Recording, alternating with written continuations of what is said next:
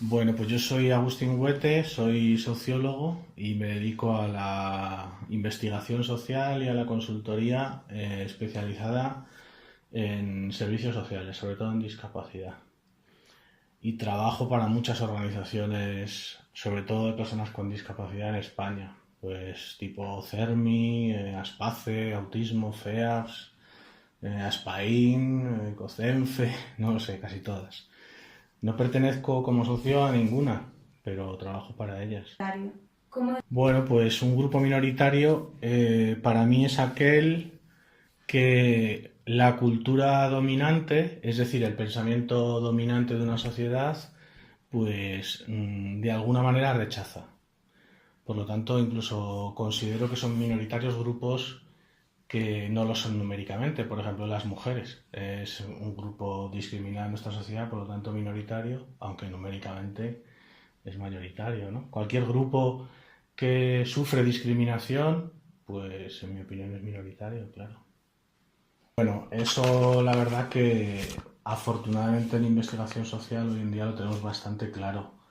Una persona se encuentra en situación de exclusión social cuando tiene una posición de desventaja en al menos tres ejes, que son el económico, el de los derechos o el de las relaciones sociales. Es decir, si una persona tiene una capacidad económica inferior a un estándar, el nivel de pobreza, que en este caso se suele utilizar un indicador como es el 30% de la mediana del salario medio, pero vamos, por no complicarlo.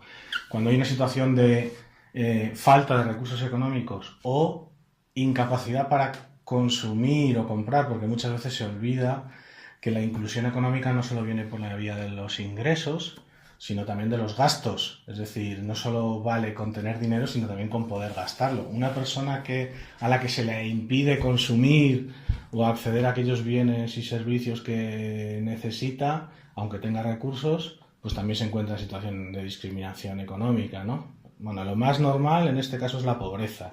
Es el indicador que mide la exclusión económica, pero luego está la exclusión de los derechos, que tiene que ver sobre todo con el acceso a la educación, la sanidad, la vivienda y la participación política. Es decir, si no se puede acceder a los estudios que se quiere, o no se tiene atención sanitaria, o no se puede votar o ser votado, o no se tiene una vivienda digna, pues también existe exclusión. Y por último están las relaciones. Cuando una persona está sometida a relaciones de abuso, de maltrato, o no tiene amigos, o este tipo se encuentra en situación de aislamiento, por ejemplo, pues también está en una situación de exclusión. No tienen que darse los tres a la vez, ¿eh? Con que exista uno de los tres es suficiente para considerar exclusión social. En la Universidad de Salamanca, respecto a la discapacidad, tiene una ventaja comparativa respecto a otras universidades, y es que hay un instituto de investigación en discapacidad, que es el INICO, que ha ayudado mucho a la universidad a tener un planteamiento más adecuado de inclusión hacia las personas con discapacidad, aunque hay muchos retos todavía. Pero creo que hay muchas cosas avanzadas. Hay un servicio de apoyo importante en la universidad para estudiantes con discapacidad. Eso no significa que no se encuentren con dificultades, ¿eh? Hay muchas que tienen que ver con el rechazo social, con las expectativas bajas hacia los alumnos con discapacidad que pueden tener sus profesores o sus compañeros.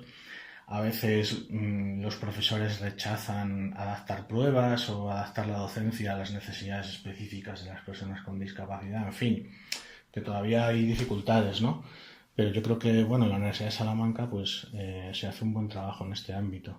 Respecto a otros colectivos minoritarios, yo creo que hablar de inmigración en discapacidad es difícil porque no todo estudiante extranjero corresponde a un colectivo discriminado por cultura, ¿no? Hay estudiantes con recursos que vienen a estudiar a la Universidad de Salamanca porque se lo pueden permitir, porque sus familias lo pueden financiar o sus países, y por lo tanto no tendríamos que relacionar condición de extranjero con condición de colectivo minoritario, ¿no?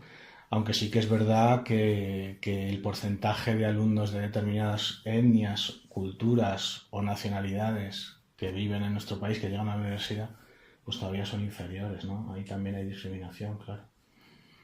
Bueno, el INICO es un instituto de investigación en discapacidad que surgió hace ya pues más de 20 años en la universidad, y que tiene diferentes objetivos. Uno claro es el de la investigación y pues muchos, no te diría que todos, pero muchos investigadores en discapacidad, sobre todo desde el ámbito social y psicológico, porque el INICO nace y está ubicado en la Facultad de Psicología, muchos investigadores relacionados con la discapacidad desde el ámbito social y psicológico han pasado por allí, se han formado allí, tiene un programa de doctorado, tiene máster y tiene mucho prestigio internacional, publicaciones importantes respecto a este tema. Luego está la cuestión de la formación también y la divulgación. El INICO da soporte a muchos servicios de información sobre discapacidad, que son importantes no solo para la universidad, sino para,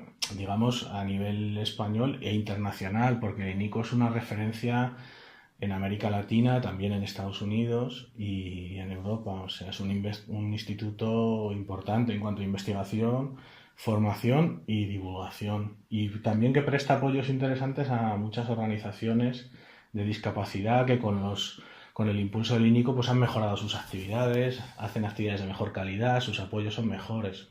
Yo destacaría eso. Si me preguntas por la inclusión de personas con discapacidad en la universidad, desde luego me parece que uno de los retos más importantes es la inclusión de las personas con discapacidad intelectual en la universidad. Estamos acostumbrados a un sistema de enseñanza que mide los resultados puramente por el aprendizaje, por lo que se vuelcan los exámenes en las pruebas, por conseguir unos estándares, y ahí tenemos una población que es la población con discapacidad intelectual, que es una población diferente y que, bueno, el sistema de enseñanza hoy en día todavía no lo admite como tal, ¿no? Y creo que la universidad debe hacer un esfuerzo por abrirse a la inclusión de personas con discapacidad intelectual de una manera más clara. Ese es uno de muchos retos importantes. Bueno, el propio INICO está haciendo iniciativas muy interesantes en este ámbito de formación de personas con discapacidad en el ámbito universitario, y aquí mismo en la Facultad de Educación, no estamos en psicología, pero el INICO también tiene aquí personal trabajando. Y el profesor Ricardo Canal y su equipo, por ejemplo, todos los años realizan una iniciativa que es un curso de verano para personas con síndrome de Asperger, que es un tipo de síndrome vinculado al espectro del autismo, que se forman aquí en la universidad, adquieren habilidades y junto con sus profesionales y familias, creo que es una iniciativa interesante que demuestra que la universidad se puede adaptar a diferentes colectivos. Y es una experiencia que para mí me parece de mucho interés y que se podría generalizar. Y ahora ya entrando en un tema así más práctico, ¿qué debería hacer un alumno para ponerse en contacto con las instituciones en el caso de tener, bueno, de pertenecer a una minoría de cualquier tipo, pero específicamente de tener una discapacidad del tipo que sea? Bueno, aquí tenemos un problema, porque dado que la discapacidad es una forma de discriminación como cualquier otra, reconocerla significa ya de entrada someterse a un riesgo de exclusión, ¿no? Entonces tenemos que cambiar esta mentalidad de que sea la propia persona con discapacidad quien tenga que movilizarse para adquirir unos recursos. Hay que diseñar los sistemas de otra manera, de forma que no sean agresivos o discriminatorios con la población con discapacidad. Si conseguimos diseñarlos así, las personas no tendrán por qué ser etiquetadas. Porque además las etiquetas en el ámbito de la enseñanza de manera mucho más clara siempre funcionan en contra de las personas. Entonces no debería ser necesario reconocerse públicamente, por ejemplo, como persona dependiente o con discapacidad para poder adquirir unos apoyos. Quizás eso es lo que yo cambiaría primero.